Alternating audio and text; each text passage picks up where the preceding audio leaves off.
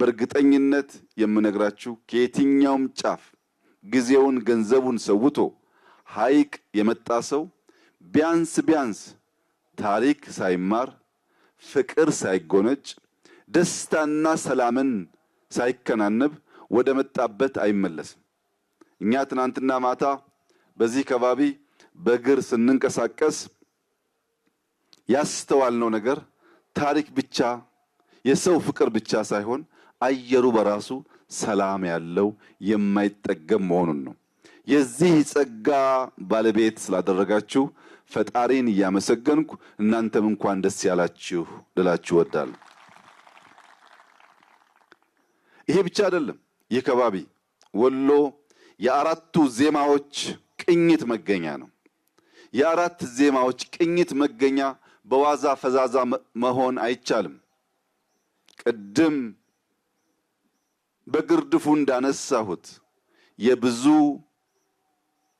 ሰዎች መገኛ፣ የብዙ ታሪኮች፣ የብዙ ባህሎች፣ የብዙ ቋንቋዎች፣ የብዙ ዘዬዎች የመቀበል የማስተናገድ ልምምድ ባይኖራችሁ ኖሮ አራቱ ዜማዎች እንዲሁ በዋዛ እዚህ ከባቢ ተፈጥረው ለዘመናት የዘለቁ አሁን ደግሞ ይበልጥ እያበቡ እያደጉ እየሰፉ መሄድ ባልቻሉ ነበር። ያ የሆነበት ዋናው ምስጢር በአቃፊነት ከሌሎች ለመማር ሌሎችን ለማስተማር ባለ ዝግጁነት የተፈጠረ ብቃትና ፈጠራ ይመስለኛል። ወልየዎች በብዙ ነገር ይወደዳሉ፣ በብዙ ነገር ይደነቃሉ፣ ሰላም ይወዳሉ። ሰላም አንግቦ የመጣን ማቀፍ ይችላሉ። ይህ ፍቅራቸውና ሰላም ወዳድነታቸው አካባቢያቸውን ማልማት መቀየር እንዲችል ተጨማሪ ስራ ያስፈልጋል። ትናንት በነበረኝ ቆይታ ያየሁት ነገር በዚህ ቅጥር ግቢ ውስጥ የተሰራው የግሪን ሌጋሲ የአረንጓዴ አሻራ ልማት ስራ በተለይም በፓፓያ፣ ማንጎ፣ አቮካዶ፣ ቡና፣ ሎሚ የመሳሰሉ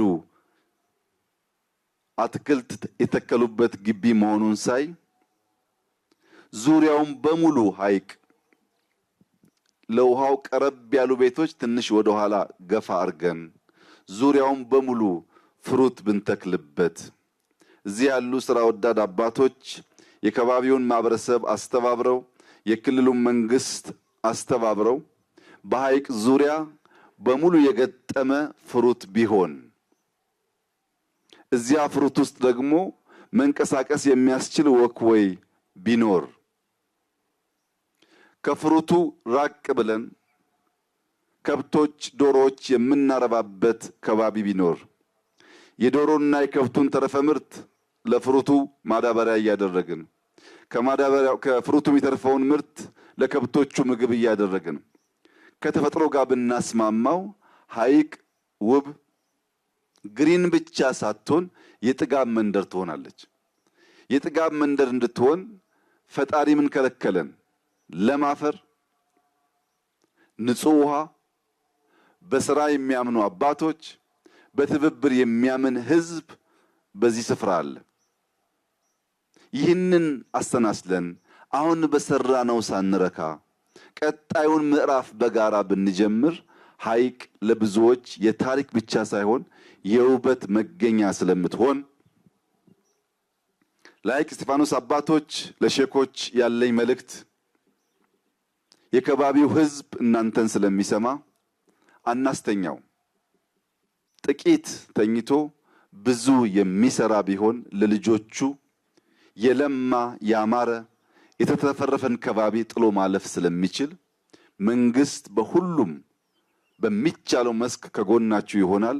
ይህንን ከባቢ ቢያንስ በፍሩት እና በከብት በመቀየር የጥጋብ ምልክት ለማድረግ ተባብረን በጋራ እንድንሰራ ይህ ፕሮጀክት የተሰራው በገበታ ለትውልድ የግሉ ባለሀብት መንግስትን አምኖ ባዋጣው ገንዘብ ነው።